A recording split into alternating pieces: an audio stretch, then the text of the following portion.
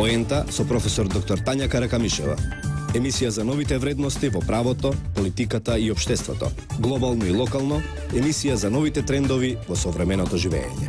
Вторник од 17 до 18 часот на Радио Слободна Македонија. Добар ден, драги слушатели на Радио Слободна Македонија и посебно секако добар ден на слушателите на емисијата Поента. Еве не во уште едно издание на Поента, кое што е прва емисија која се емитува во времето на започнување на изборната кампања. Како што сите знаеме, политичките партии се растрчани на терен, политичките партии се фокусирани на убедување на секој граѓанин за добивање глас повеќе на изборите што треба да се одржат на 11 декември. Се обелоденија изборните програми, се обелоденија политичките проекти, економските проекти со кои партиите ќе ги придобиваат гласачите на своја страна. И токму затоа прашањето околу политичката доверба, како и прашањето на темите што се доминантни во оваа изборна кампања ќе бидат предмет на интерес на денешната Поента. Насловот на денешната емисија е Зоран Заев во улога на класичен политички пироман и авантурист. Од проста причина што лидерот на СДСМ дефинитивно се вброи во групата политичари кои што можат слободно да се наречат политички пиромани. Со оглед на фактот дека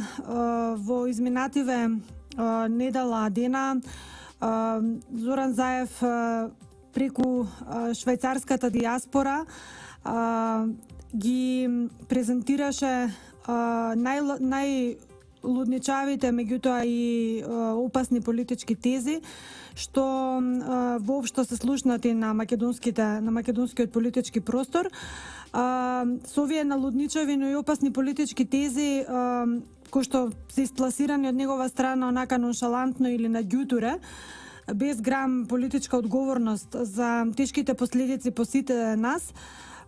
буквално Заев е на добар пат да ја распламти националната нетрпеливост во државата и да го поттикне меѓуетничкиот раздор, секако на лоша сметка за сите нас. Целта на ваквото политичко однесување на лидерот на СДСМ е одамна осуетена и добро позната на јавноста, бидејќи станува збор за политички план кој странскиот фактор кој што е сега затскриен зад црпнатиот Заев смета дека сега му е мајката да го реализира или финишира до крај. Бидејќи самите тези за воведување на двојазичност на цела територија на Република Македонија во пакет со идејата за федерализација, односно кантонизација на државата, не е план кој што и не е проект кој што е стокмен сега или денес, се работи за одамна создаден проект против државата, кој долги години чекаше вистински момент за реализација или, јас велам, чекаше во засада да се пронајде некој македонски лик со месијанистички карактер за да се пушти во акција. И нормално се чекаше на некој македонски политичар предавник кој за власт е подготвен да продаде се, да продаде цела држава ако треба. Странскиот фактор чекаше на ваков така наречен предводник кој ќе влезе во авантурата на политичката криза во земјата и на кого буквално нема да му биде проблем да го фрли вирусот на предавништвото кој треба да донесе неповратен процес на распарчување на Република Македонија, бидејќи никако поинако не може да се објаснат овие опасни политички тези кои што ги слушнавме од Заев, преку споредбата на политички план на нашата земја со Швајцарската конфедерација, кое што, само да подсетам дека ваквата споредба беше актуализирана уште пред неколку години од страна на неколку мрачни ликови од македонската транзиција или мрачни политичари од времето на македонската транзиција, од кои еден за жал е дури универзитетски професор. И токму тој лик тогаш во својство на политичар, а денеска во својство на универзитетски професор, јавно го бранеше концептот на швајцарскиот ротационен премиер како добра практика која треба да се преземе и кај нас, исто како и дводомното собрание, каде според мислењето на Агит Пропов и неговиот шутнат лидер треба да се задоволат сите етнички интереси. Овој и уште неколку мрачни и црпнати ликови, заедно со странскиот планер, се чини се тотални политички аналфабети, но големи политички профитери, на кои не им е проблем за големи лични интереси да ја споредуваат ако треба планетата Земја со планетата Марс, или ако треба да споредуваат Индиски океан со некое мочуриште. Нивната споредба од прилика би им се свела на тоа дека во првиот случај се работи за две планети, а во вториот за две водени површини, без разлика што разликата е огромна. Од прилика таква е и судбината и на нивната политичка споредба меѓу Македонија и Швајцарија,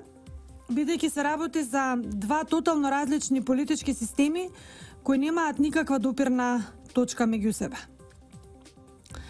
Од тука се поставува прашање дали се свесни овие господа дека го занемаруваат клучниот факт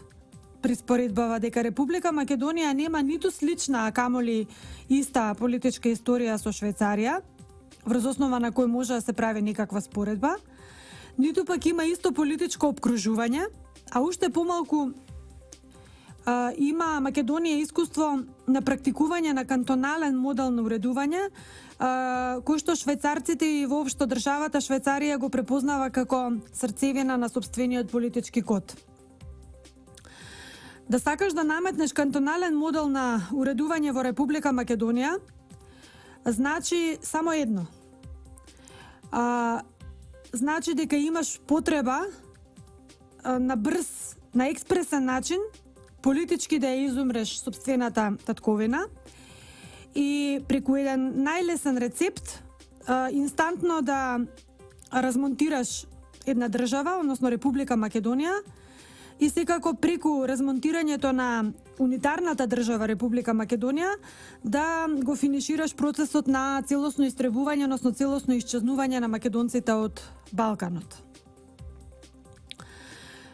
Познато е дека Швајцарија не е национална унитарна држава, како што е Република Македонија.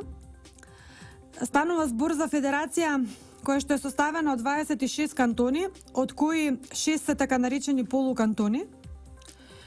Секој кантон има свој кантонален устав, има свое собрание, има своја влада, има свои судови. Секој кантон избира свои представници во федералното, односно сојузното дводомно собрание, но и свои представници во сојузната влада, каде што секоја година сите тие членови на сојузната влада стануваат ротациони премиери за мандатен период од една година. Државната политичка моќ во Швајцарската федеративна држава е поделена меѓу конфедерацијата од една страна, кантоните од друга страна и комуните, односно општините од трета страна. Инаку вкупно во Швајцарија има дури 2324 општини кои се дефинираат како примерни единки во сложениот политички систем. Кантоните и општините имаат прилично големи, прилично широки овластувања, но и свои директни финансиски извори, од каде ги алиментираат трошоците за управување со единиците. За Швајцарската конфедерација се вели дека е преце-јазична конфедерација, составена од 4 основни јазични компоненти кои што се сватени како етнички компоненти, и тоа германската, француската, италијанската и романш јазичната компонента. Начелото на субсидијарност е клучниот принцип врз кој што се темели политичката организираност на системот. Тоа значи дека ако некое прашање не може да се реши на ниво на општина, тоа задолжително се префрла на решавање на повисоко, односно кантонално ниво, со цел да таквиот проблем се надмине. Од друга страна, конфедералните овластувања се утврдени во Уставот, каде што јасно се разграничени надлежностите на федералните органи, особено во сферата на надворешно-безбедносната и одбранбената политика, но и во сферата на царинската и монетарната политика. За сите други прашања, што не се таксативно наброени како овластување на сојузните органи во рамките на сојузниот устав, надлежни се кантоните кои имаат висок степен на автономија, заснован на принципот на самоопределување на секој кантон поединечно до право на негово отцепување од Швајцарската федерација. Сега, која е најголемата и би рекла најнепремослива разлика помеѓу нашата држава и Швајцарија, и покрај тоа што сите овие претходно наброени детали околу уредувањето на Швајцарија се непоимливи за Македонија, меѓутоа која е онаа најголема разлика меѓу овие два система? Прво, Република Македонија има околу 65% мнозинско македонско население, ако не и повеќе, со оглед дека попис не е направен одамна, така што не можеме да ги знаеме точните проценти колку не има македонци во Република Македонија,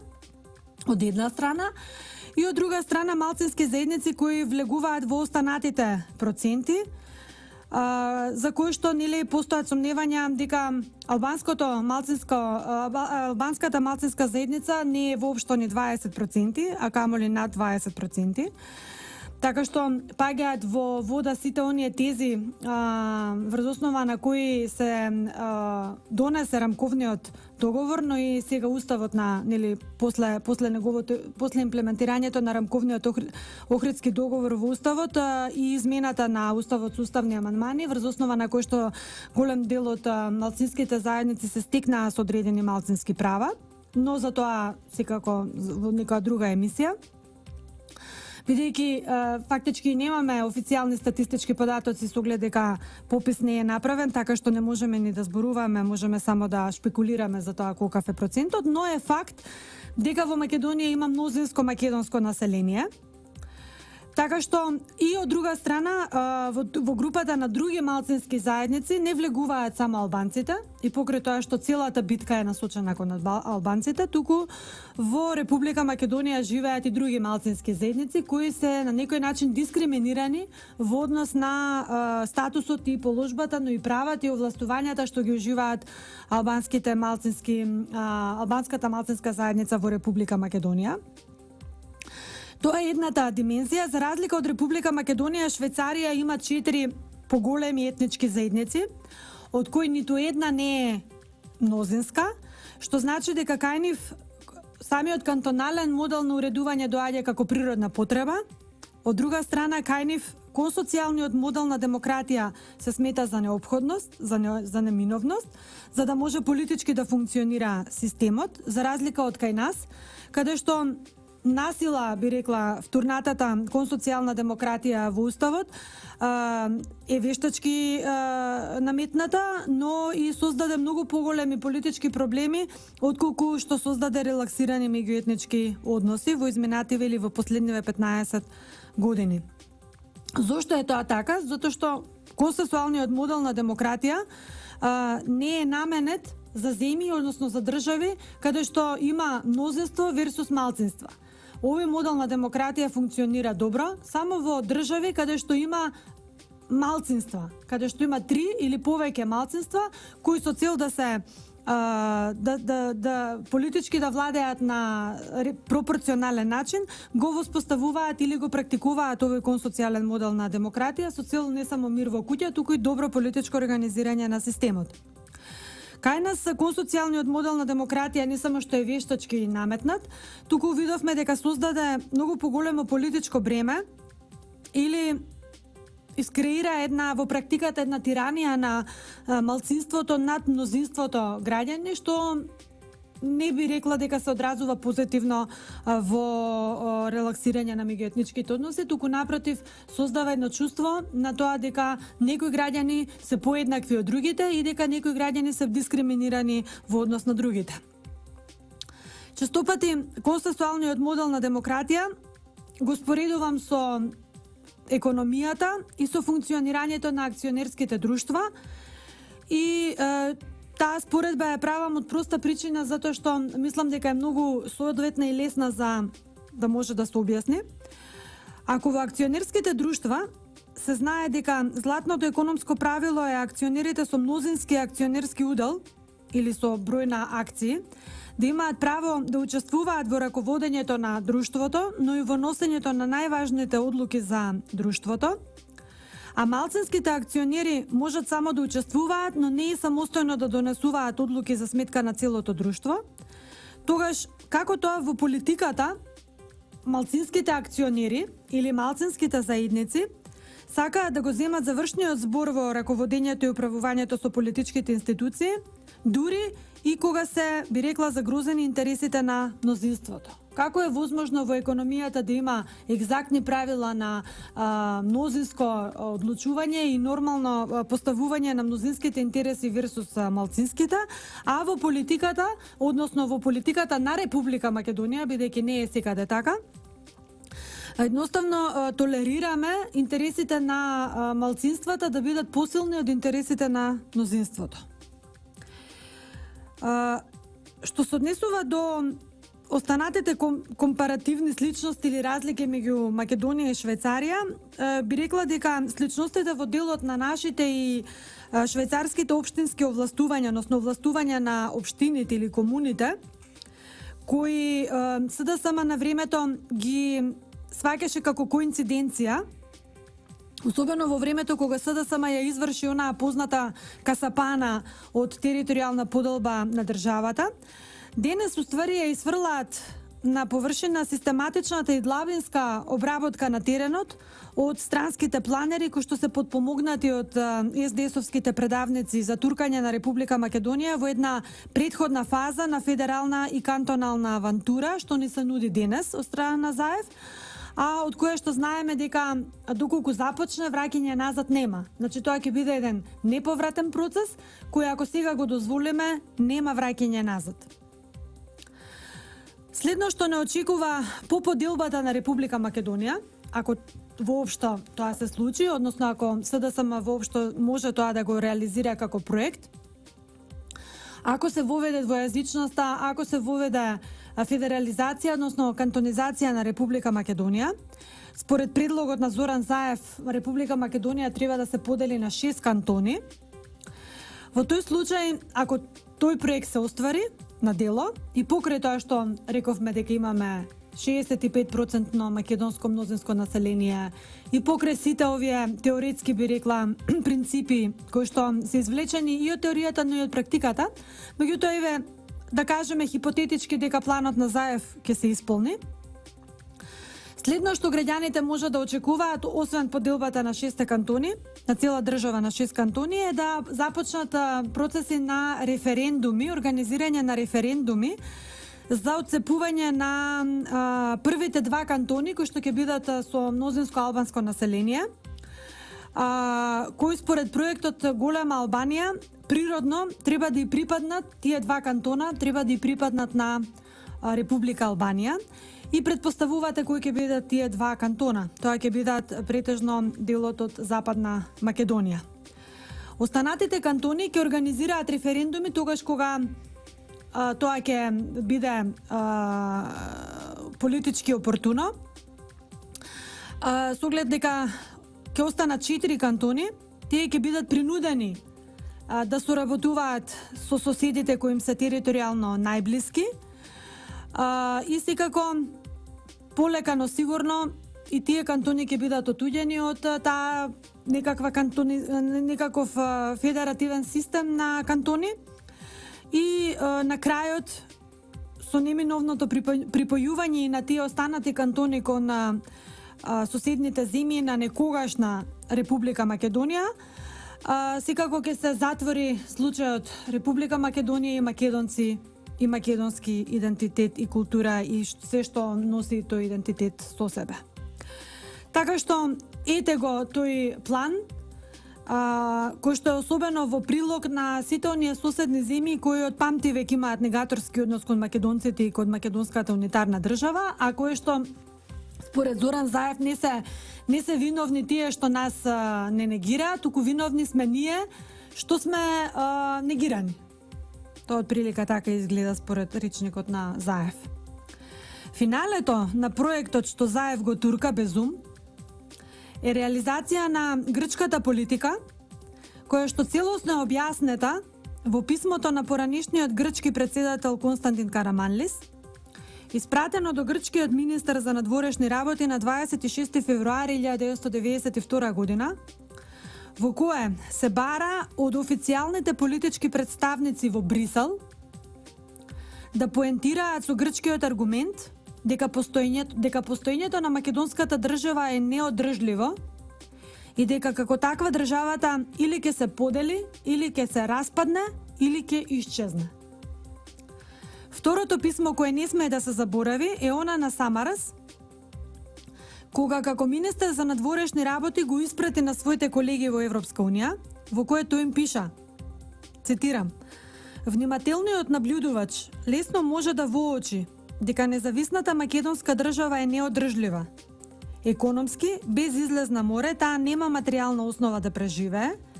а етнички со над 1/3 албанско етничко население од една и мнозинско словенско население од друга страна, таа нема подлабока причина да опстане. Во моментов, тие се нарекуваат македонци, но бугарите и во мал обем србите сметаат дека тие се нивни." Овие аргументи на Самарас очигледно беа прифатени од неговите европски колеги, но и од тогашните политичари на СДСМ, бидејќи токму во 1992 година со носењето на Лисабонската декларација од страна на Европската Унија се одби да се прифатат заклучоците од Бадентеровата комисија за Македонија, со што проблемот се префрли наместо во Европска Унија се префрли во Организацијата на Обединените нации како исклучиво безбедносно прашање. Поента со професор доктор Тања Каракамишева. Вторник од 17 до 18 часот на Радио Слободна Македонија. Одиме понатаму со емисијата. Секако дека овие две писма не се единствените вистини за грчката политика кон Република Македонија и односот на политичките власти на оваа држава кон Република Македонија, но добро е да се подсетиме на тие грчки аргументи со цел да видиме кој од политичарите во Македонија оди во насока на целосно остварување на тие аргументи или целосно реализирање на тие прогрчки ставови, прогрчки политики, кои ги чувствуваме на собствен грб како негативни политики, но едноставно мора да се знаат некои работи покрај тоа што се случува во 1992 година, дека тој тренд се уште не само што не е згаснат, туку напротив е силно поставен, би рекла, во државата, и тоа токму од македонски политичари кои тераат таа прогрчка страна. Она што е забележлив момент на целиот овој период на наметнување на кризи во Република Македонија и дека грчките политички ставови се многу силно поддржани од внатре. Значи не се работи само за надворешни ставови кои што ги тера надворешната политика на грчката официјална страна, туку се работи и за ставови кои што се прифатени и кои што се туркаат и поддржуваат и во Република Македонија од така наречени македонски, СДСовски и албански интелектуалци, кои што најчесто себе се нарекуваат неутрални следбеници на грчката политичка агенда, кои постојано го тврдат истото што го тврди Грција, а тоа е дека ако не стане членка на НАТО, Република Македонија ќе се распадне или ќе стане меѓународен протекторат. Тоа сме го слушнале најмалку 100 пати досега, токму од страна на така наречената македонска интелектуала во државата. Од денешна перспектива, сите овие политички вистини, но и темни страници на македонската политичка историја, преполни со национални предавници и луѓе кои што се полни со омраза и презир кон сопствената татковина, се потврдија како точни и меѓусебно поврзани. Голем број поранешни актуелни македонски политичари се директните виновници што не застанале во одбрана на исклучиво македонските интересите на македонските граѓани, кога тие биле директно газени од подземните странски и домашни сили што плански ја истуркаа Република Македонија до бездна. Отсуството на кривична одговорност за сторените велепредавнички акти и действувања од страна на голем број политичари во минатото и денес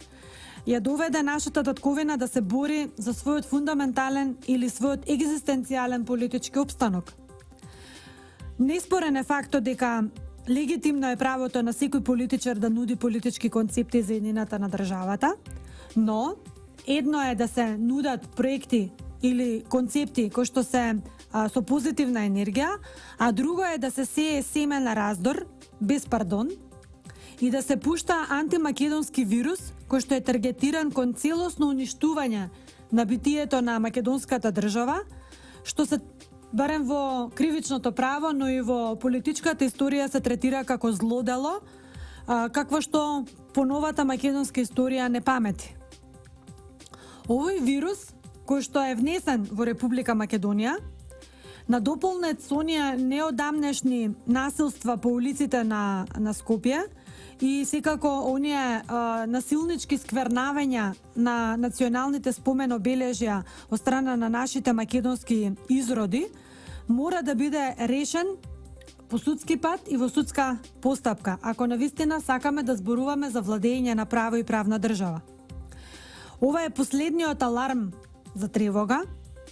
Ова е последниот крик за спас на сопствената држава во својата унитарна форма. Ако и овој пат изостане кривичната одговорност за политичкиот пироман, но и за неговите соросоидни платеници, тогаш навистина пожарот ќе ги проголта пожарникарите наместо пироманите. Па оттука се поставува прашањето: кога гори државата, кој е виновен? Пироманот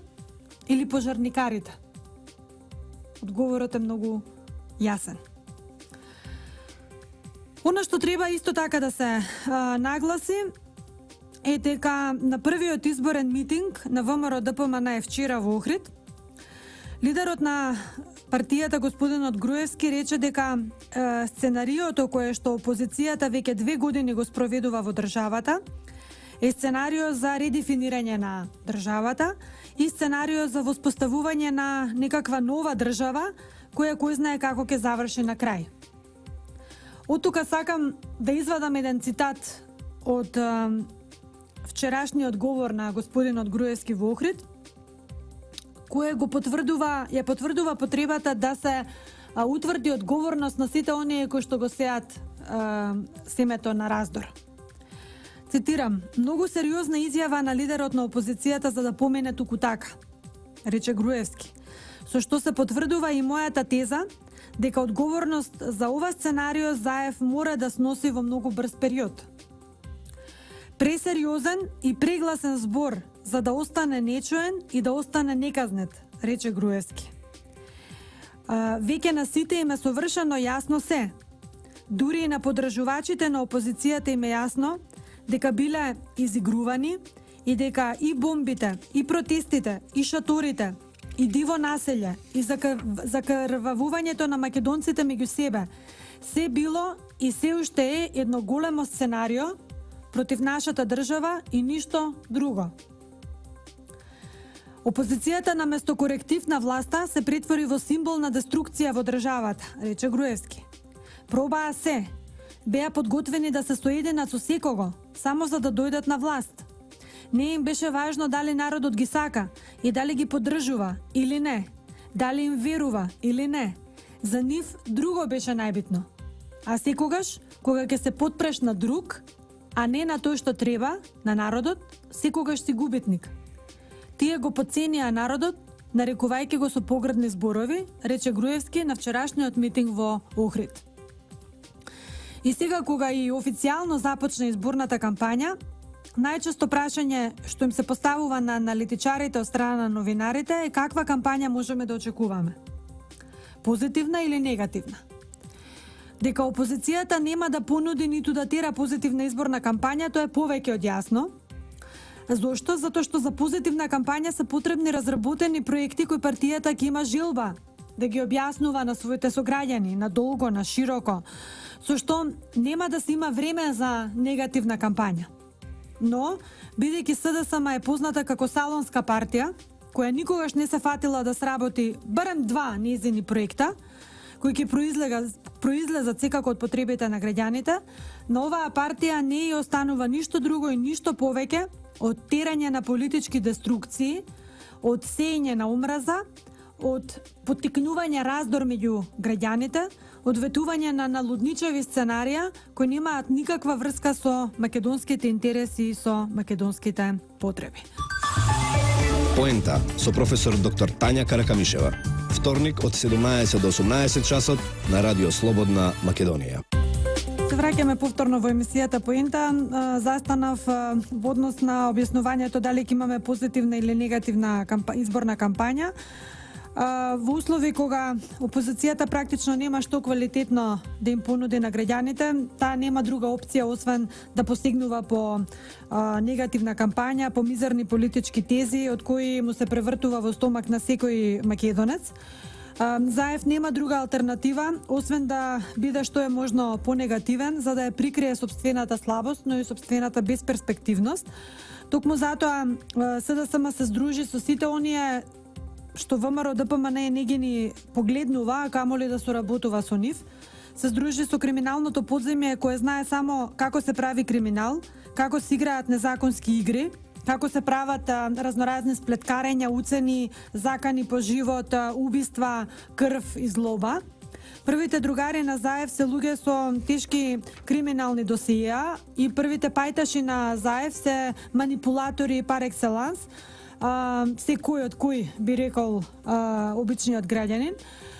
Сушност и не може да се очекува некакво поинакво друштво и поинакво обкружување околу Заев ако се има предвид дека токму лидерот на СДСМ е манипулатор број 1 во државата,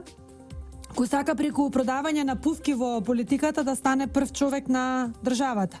Преку негирање на сопствениот народ да биде предводник на тој народ, што го негира, преку плукање и газење по македонската историја и традиција да биде некаков самопрогласен промотор на македонската држава, што е контрадикторност пар екселанс. И затоа често пати велам дека Зоран Заев е вистинска политичка карикатура.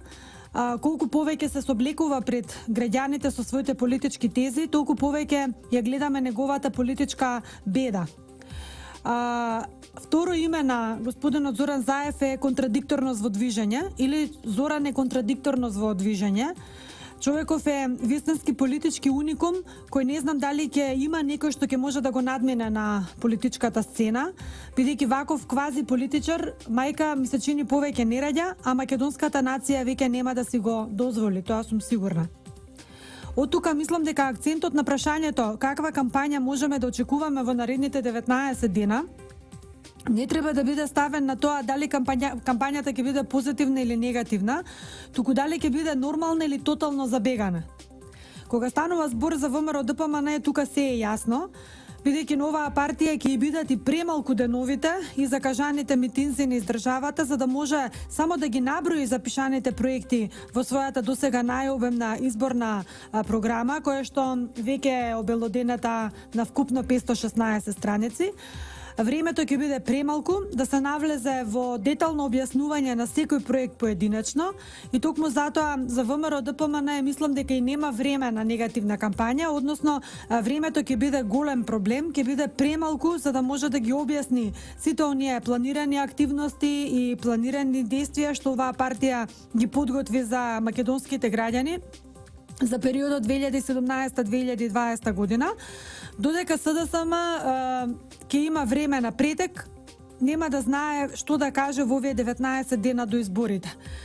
Која е понудата што СДСМ ја нуди на државата, сите видовме. Какви проекти има подготвено СДСМ за државата и за граѓаните, исто така видовме. Каква визија за Република Македонија СДСМ има, не треба повторно да се повторувам и да објаснувам, бидејќи погоре од емисијата се кажав. И токму поради немање ништо позитивно, ништо свое и ништо уникатно и корисно за македонските граѓани, СДСМ во овие наредни 19 дена од изборна кампања ќе се занимава со рекла казала муабети содржани во така наречените бомби, ќе се занимава со ниски пропагандистички удари, ќе се занимава со целосно оцрнување на Груевски неговите најблиски соработници, ќе ги представува како луѓе, не луѓе, како монструми, како фашисти, како тешки криминалци, а всушност сето она што ќе излезе од устата на Зоран Заев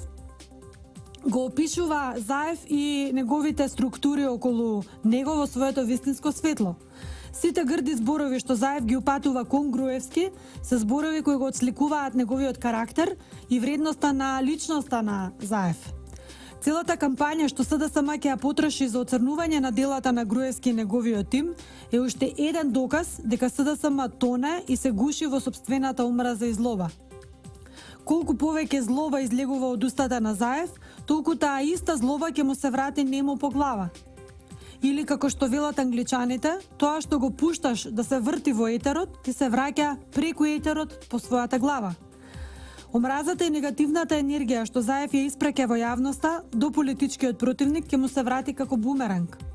Тоа е сигурно, само што ние како граѓани нема да имаме никаква корист од тоа, затоа што со таквиот бумеранг и со неговата негативна енергија дефинитивно не можеме да се надеваме дека ќе се вработи ниту еден македонски граѓан. Со таа бумеранг негативна енергија не може да се нахрани ниту едно дете. Со таа негативна енергија не може да роди ниту едно поле, не може да роди ниту една овошка, не може да заврти ниту една термоцентрала, не може да се подобри здравието на ниту еден човек, не може квалитетно да се едуцира ниту едно дете. Таа негативна енергија на Заев не може да со неа не може да се добие стипендија на ниту еден студент, не може да добие стипендија, не може да проработи ниту еден запуштен објект од времето на мрачната транзиција, кое што ја водеше токму неговата партија. Не може да се отиде никаде на одмор, не може да се отиде на бања, не може да се стави ништо во фрижидер. Со деструктивната енергија на Заев не може да се отплати ниту една рата од кредит, не може да се обезбеди дом за секое семејство и многу други работи. Толку за изборната кампања и однесувањето на Заев во неа до изборите, во оваа емисија, секако, затоа што наредните 19 дена повторно ќе бидат предмет на анализа на уште многу емисии, како емисијата Поинта, така и сите останати емисии во медиумите. Но дозволете сега да преминам на друга тема, која е непосредно поврзана со нашава изборнава, но е во еден европски, ја би рекла дури светски контекст. Би сакала да кажам збор 2 за европскиот тренд на пораст на рейтингот на конзервативните партии на политичката сцена во многу европски држави, но и за риториката што така наречените демократски медиуми ја користат со цел да ја намалат или оцрнат вредноста на конзервативните партии во јавноста. Најчесто за овие партии се користи терминот популистички партии. Слично е и кај нас состојбата, со цел да се намали вредноста на истите и нивните реални заложби за грижа кон обичниот граѓани. Демократската медиумска јавност е шокирана од се поголемиот подем на рейтингот, например, на Златна Зора во Грција, на Националниот фронт на Ле Пен во Франција, на партијата УКИП во Британија, на шведските демократи, на партијата Вистински финци во Финска и на многу други организации широм Европа, кои што се реален дел од новиот предизвик пред кој што е исправен европскиот континент, но и светот се чини. Особено по победата на Трамп, која исто така може да се разгледува во овој контекст. Предизвикот кој овие групи го наметнуваат како мејнстрим на политичката арена креира една паника меѓу така наречените демократи и лево ориентирани партии, дека популизмот се повеќе се буди и добива на сила во политичка смисла. Но што точно представува популизмот и зошто популизмот, особено кај така наречените демократски мејнстрим медиуми, се гледа како проблем, а особено популизмот се гледа како проблем и од страна на левицата и демократски ориентираните политички партии. И зошто постојано читаме дека човештвото треба да се бори против популизмот со цел негово целосно абстрахирање, ако не и уништување. Што демократите гледаат толку страшно во присуството на така наречени популистички тези и гледање на работите на политичката сцена? Ова се главните прашања што може да се сретнат во медиумите, контролирани од либерал-демократските сили во Европа, но и кај медиумите кои имаат доминантно конзервативна ориентација, како во регионов би рекла, така и пошироко. Популистичките партии денеска не се затворени, изолирани партии во општеството, напротив, тие се повеќе добиваат на рейтинг, но и добиваат добиваат на слушаност, на гледаност, на прифаќање на нивните тези од страна на голем дел од општествените структури. Тие се чини дека се повеќе мнозинство во однос на политичката представеност во општеството,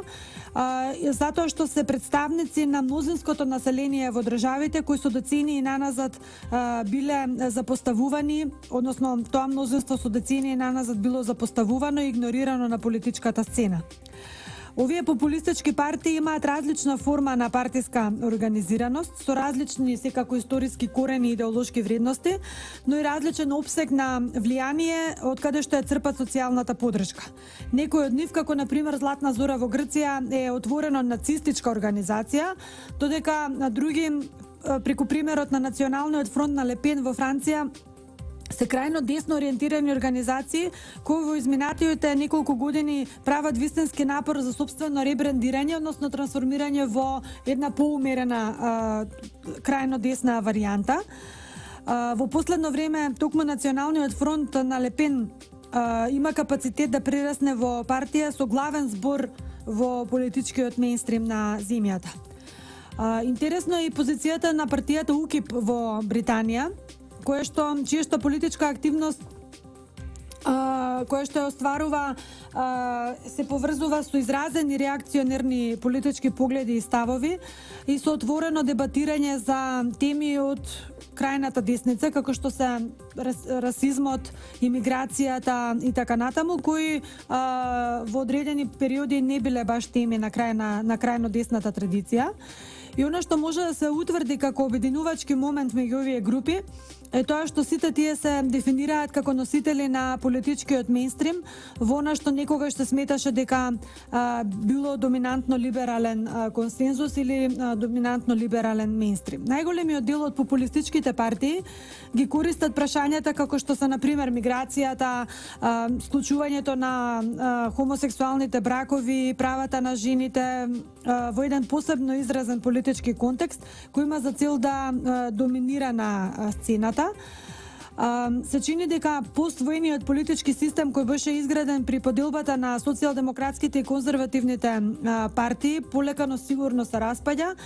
и овој факт секако придонесе кон креирање еден нов простор за популистичките партии или за популистите во процесот на трансформирање на карактерот на политичкиот простор или на политичкиот и партискиот систем во Европа и во светот. Пошироките идеолошки поделби кои ја карактеризираа политиката во изминатите 200 години се добива впечаток дека се избриша во последниве 3 децении, така што политичката сфера се повеќе се стесни, политиката стана помалку компетитивна за визиите на различните делови од општеството, кои секако сакаат дебата, за тоа како најдобро може да се управува секој политички систем во секоја држава. Од тука се во политиката, особено во последната деценија, започна да се третира преку терминот пост. Па така зборуваме за постдемократски општества, зборуваме за постимпериалистички општества, зборуваме за постдемократски држави, општества и слично. Во едно такво постидеолошко време, какво што постои денеска во светската политика, во кое политиката се ограничи на прашања кои главно се поврзани со обичното техничко менаџирање на општеството, многу повеќе од менаџирање на општествената трансформација. Граѓаните почнаа да се отуѓуваат од самиот систем и почнаа да ги доживуваат овие постидеолошки времења како време на криза во политичката репрезентација, односно како криза во демократијата и незините вредности, како растечко чувство меѓу мнозинството граѓани дека нивната изборна волја во пракса многу малку или воопшто не се почитува и дека политичките институции кои што се силно корумпирани според нивното сваќање се повеќе се оддалечуваат од граѓаните. Чувството од демократски дефицит кај мнозинството граѓани се изразува преку чувството дека најголем дел од граѓаните се политички напуштани од своите партиски репрезенти. И оваа состојба или ова чувство се повеќе станува акутна состојба, особено кај граѓаните кои припаѓаат на така наречените традиционално работнички семејства, кои стануваат се почувствителни на политичката изолираност нивна од страна на политичките елити и нивното се поевидентно отуѓување од некогашните блиски до нив социјалдемократски партии. И се чини дека токму изолираноста на граѓаните од социјалдемократските партии кои одлучија да ги пресечат врските со нивните стари изборни единици, со нивниот традиционален електорат, се вистинските причини за засиленото воскреснување на популизмот во Европа, како алтернативно политичко прибежиште на незадоволните работници, на незадоволната работничка класа од сопствениот статус во политичкиот систем на секоја држава поединечно. Токму таа пукнатина која што се создаде меѓу гласачите од една страна и политичката елита од друга страна, се продлабочи, се засили и доби карактер на отуѓување од суштинската идеја на политиката, па така денес новата политичка линија на поделби не е меѓу левицата и десницата, а меѓу социјалдемократијата и конзервативизмот, туку меѓу оние што се чувствуваат како дома, или барем се подготвени да се прилагодат на овој постидеолошки период, и постполитичкиот свет од една страна и оние кои се чувствуваат дека не припаѓаат во него, кои токму од тој постидеолошки свет се чувствуваат разочарано, се чувствуваат безгласно. Овие форми на поделба постоеле од секогаш, но сепак во минатото чувството на безпомошност и безгласност можело да се изрази на политички начин, посебно преку левите организации, преку левите движења на работниците и така натаму. Денес тоа не е случај. Станува збор за ерозија на механизмите, што не носи создавање на една нова политичка слика или на еден нов политички пейзаж во Европа, туку само ерозија на старите системи без соодветна замена за нови. И тука секако дека во таа пукнатина популистичките партии добиваат се повеќе на значење. Резултатот на овие нови политички процеси, како што многумина коментираа во Британија и во Франција, е познат како така наречена периферизација на политиката. Односно, во оваа смисла, на пример, во политиката во Франција се користи терминот периферна Франција, која се повеќе добива на значење во политичка смисла, фраза која што првпат ја употреби Кристоф Жилу со цел да ги опише маргинализираните граѓани кои што се чувствуваат исфрлени поради деиндустриализацијата на урбаните центри, луѓето кои живеат подалеку од економските и политички одлучувачки центри во земјите, кои го доживуваат својот пик во општествената и културна неинтегрираност и кои токму поради тоа се чувствуваат исклучени, се чувствуваат напуштени од нивните политички елити. Европските општества, посебно во последниве неколку години, стана не само општествено атомизирани,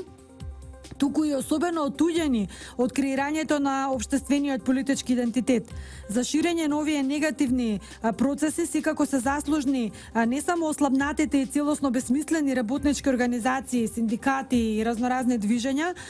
туку и опаѓањето на колективистичките идеологии, рапидната експанзија на пазарот и на се поголемата експлоатација на работниците, и секако венење на самите институции, почнувајќи од верски организации, синдикати, разноразни движења кои треба да скокнат во дослуг со интересите на обичниот човек и да ги заштитат нивните интереси кога веќе политичките партии тоа не може да го направат. Се тоа придонесе или создаде кулминација на процесите познати како процеси на целосно фрагментирани општества и од тука сосема со право резултатот е создавање на популистички партии или експанзија на популизмот како замена на оние демократски флоскули и фрази кои се видоа дека во општествата не само што не се веќе корисни, туку се и контрапродуктивни. Поента со професор доктор Тања Каракамишева. Емисија за новите вредности во правото, политиката и општеството. Глобално и локално, емисија за новите трендови во современото живење. Вторник од 17 до 18 часот на Радио Слободна Македонија.